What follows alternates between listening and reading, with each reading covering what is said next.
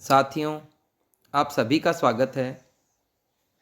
आज हम कक्षा 12 हिंदी अनिवार्य के पाठ्यक्रम में सम्मिलित एक कविता बात सीधी थी पर बातचीत करने वाले हैं। यह कविता कुंवर नारायण द्वारा रचित है। कुंवर नारायण के काव्य संग्रह कोई दूसरा नहीं से यह कविता पाठ्यक्रम में सम्मिलित की गई है। कोई दूसरा नहीं काव्य संग्रह के लिए कुंवर नारायण को साहित्य अकादमी पुरस्कार भी मिला। इस कविता में कथ्य और माध्यम के द्वंद्व को उकेरते हुए भाषा की सहजता की बात की गई है। हर बात को कहने के लिए कुछ खास शब्द नियत होते हैं, ठीक वैसे ही जैसे हर पेंच के लिए एक निश्चित खांचा होता है।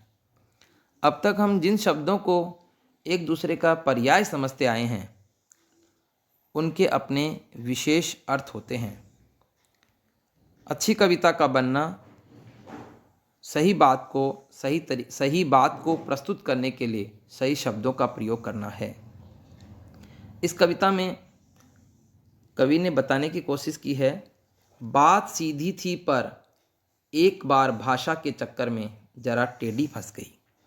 कवि कह रहे हैं यहाँ पर कि एक सीधी सी सरल सी बात थी जिसे मैं कहना चाहता था, लेकिन मैंने एक प्रभावी भाषा का प्रयोग करने की कोशिश की और उस प्रभावी भाषा का प्रयोग करने की कोशिश में वो सरल सी बात भी मुश्किल हो गई, वो बात भी जटिल हो गई।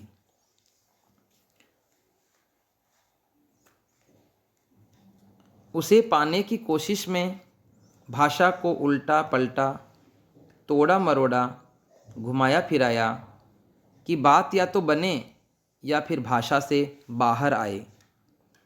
लेकिन इससे भाषा के साथ साथ बात और भी पेचीदा होती चली गई। कवि यहाँ कह रहे हैं कि उस बात को कहने के लिए, जो बात मैंने सीधी सीधी बात थी और मुझे कहनी थी, मैंने प्रभावी भाषा का प्रयोग किया और वो बात पेचीदा हो गई, वो भाषा के चक्कर में फंस गई, जटिल हो गई। उस बात को मैंने सोचा कि मैं इसको दूसरे तरीके से कहूँ और वो बात समझा दूँ।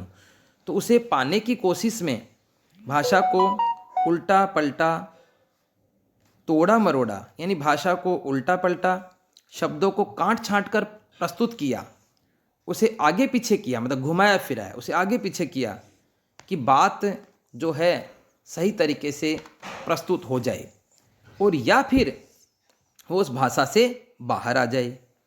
तो कवि ने यहाँ पर उस बात को समझाने के लिए शब्दों को आगे पीछे किया, उल्टा पलटा, काट छाँट कर प्रस्तुत किया और कवि चाहता था कि वो बात जो है वो सही तरीके से प्रस्तुत हो जाए और या फिर वो भाषा के जंजाल से छूटकर बाहर आ जाए।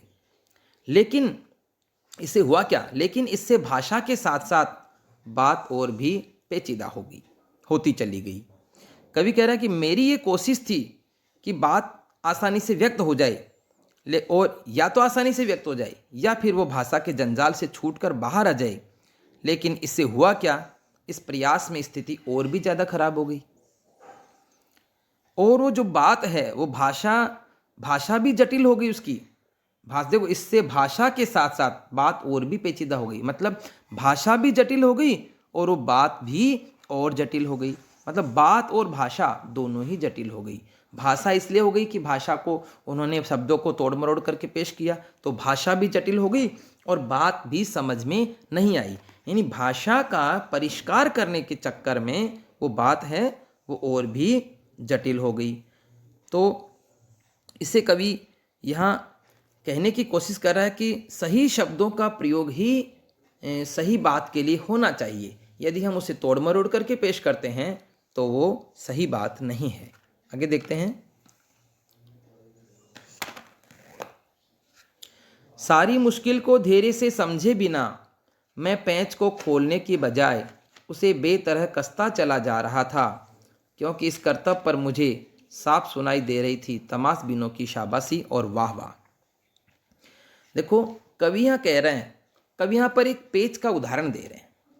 कि जैसे हमें दीवार में गिट्टी लगाकर एक पेंच लगाना है और पेंच को हमने थोड़ा सा उस गिट्टी में कसने की कोशिश की। कसने की कोशिश में वो जो पेंच है वो थोड़ा सा कसने के बाद एक जगह अटक जाता है और हमें उस समय क्या करना चाहिए था, उस पेंच को वापस खोलना चाहिए था और उस पेंच को वापस खोलकर और फिर से कसना चाहिए था। लेकिन यहाँ पर हम करते क्या हैं, उस पेंच को खोलने के बजाय हम उसको और कसते जाते हैं और इससे क्या होता है, उस पेंच की चूड़ियाँ मर जाती हैं और वो प्रभावहीन हो जाता है। इसी प्रकार कवि कह रहा है कि जो बात मुझे समझानी थी और मैं सही तरीके से उसको समझा नहीं पाया, भाषा के चक्कर में फंस गई, उस बात को मुझे दोबारा से सही शब्दों का प्रयोग करके समझाना चाहिए था। लेकिन मैं क्या करता हूँ, यहाँ पर उस बात को समझाने के लिए भाषा से जोर ज़बरदस्ती करता हूँ, उसे वापस घुमा फिरा कर प्रस्तुत करता हूँ। जिस प्रकार से उस पेंच को मैंने कसने की कोशिश की और उसे सही तरीके से नहीं कस पाया, तो मैंने वापस उसको खोला नहीं और उसको बेतरह कसता जा रहा था।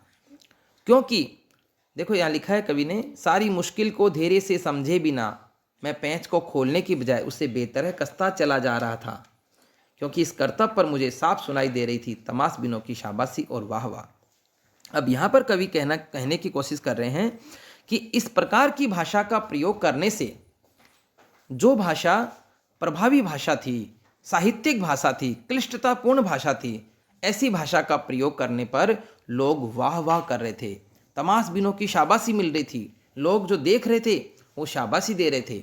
जैसे मान लो हम उस पेज को कस रहे हैं और कस नहीं पा रहे हैं, तो उसको जब जोर ज़बरदस्ती कर रहे हैं तो लोग उसमें शाबाशी दे रहे हैं। उसी प्रकार प्रभावी भाषा का प्रयोग करने से भी बात क्या होती है, और भी क्या हो जाती है, उस पर लोग वाह वाह करते हैं। ये देखते हैं, आखिरकार वही हुआ जिसका मुझे डर था, मैं जोर ज़बरदस्ती से बात की चूड़ी मर गई और भाषा में बेकार घूमने लग गई। कवि यहाँ पर कह रहे हैं कि आखिरकार वही हुआ, क्या हुआ कि भाषा के साथ जोर ज़बरदस्ती करने पर उसकी जो बात जो थी, सीधी सरल सी बात थी, उसका मूल भाव ही नष्ट हो गया। यानी जब मैंने भाषा के साथ जोर ज़बरदस्ती की, अलग अलग प्रकार के शब्दों को उलट पुलट करके पेश करने की कोशिश की, तो वो जो भाषा की जो कथ्य था, जो बात का यानी बात थी, वो ही नष्ट हो गई। जैसे मैंने पेज को कसने की कोशिश की, जोर ज़बरदस्ती की उसके साथ, तो क्या हुआ, जोर ज़बरदस्ती करने पर उसकी पेज की चूड़ियाँ मर गई और वो बेकार घूमने लग गया। उसी प्रकार मैंने जब प्रभावी भाषा का प्रयोग किया, शब्दों को तोड़ मरोड़ करके पेश किया, तो उससे जो बात थी उसका कथ्य ही समाप्त हो गया। फिर देखो आगे कवि कहना क्या चाह रहे हैं, हार कर मैंने उसे कील की तरह ठोंक दिया उसी जगह। बाद में जब मान लो पेंच जब कसता नहीं है, हम खूब जोर ज़बरदस्ती कर रहे हैं, फिर आगे फिर भी नहीं जा रहा है, तो हथौड़ा लेकर हम उसे कील की तरह ठोक देते हैं और हमें लगता है कि हमने इस पेंच को कस दिया या ठोक दिया। लेकिन उससे क्या होता है कि वो पेंच हमारा कस तो गया, लेकिन उससे क्या हुआ, उसकी कसावट नहीं रही। देखेंगे आगे,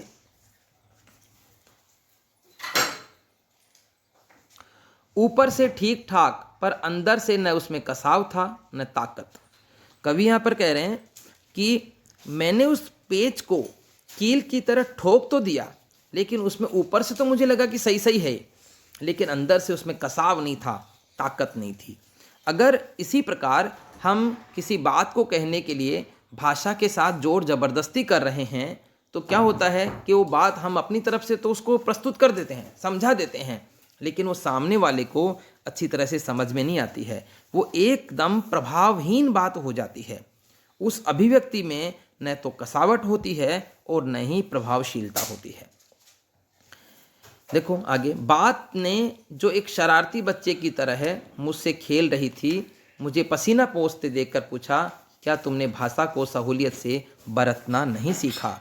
अब कवि यहाँ कह रहा है कि बात एक शरारती बच्चे की तरह खेल रही थी और मुझसे पूछ रही थी कि इस तरह की शाब्दिक क्रीड़ा क्यों कर रहे हो तुम, इस तरह की व्यर्थ शाब्दिक क्रीड़ा क्यों कर रहे हो? मतलब शब्दों को घुमा फिरा के तोड़ मरोड़ करके क्यों पेश कर रहे हो? क्या तुमने बात को सहूलियत से बरतना नहीं सीखा? और जब हम पेंच को कस रहे हैं, नहीं कसा जा रहा, कील की तरह ठोंक रहे हैं, तो हमारे पसीने आने लग जाते हैं।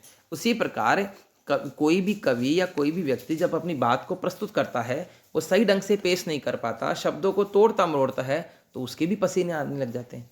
और इसलिए जब हम ऐसा कर रहे हैं पेज को, तो कोई बच्चा हमसे कहता है कि आपने सहूलियत से इसको पेज को लगाना नहीं सीखा क्या? उसी प्रकार यहाँ पे कवि ने बात को शरारती बच्चे की तरह माना है कि उस बात हमसे ही कह रही है कि आपने बात को कभी भी सहूलियत से बरतना नहीं सीखा क्या? अब तक भाषा को सहजता से, सरलता से, सहूलियत से प्रयोग करना आपने नहीं सीखा क्या? ये तो आपको सीख लेना चाहिए था, क्योंकि हर बात सीधे सीधे तरीके से व्यक्त करने से ही सामने वाले को समझ में आती है उसमें, और सामने वाले को समझ में आती है। अगर उनको तोड़ मरोड़ करके पेश करते हैं तो समझ में नहीं आती है। तो कवि ने यहाँ पर एक पेंच के उदाहरण से बात और भाषा के कथ्य की बात की है। तो आज के लिए इतना ही, धन्यवाद।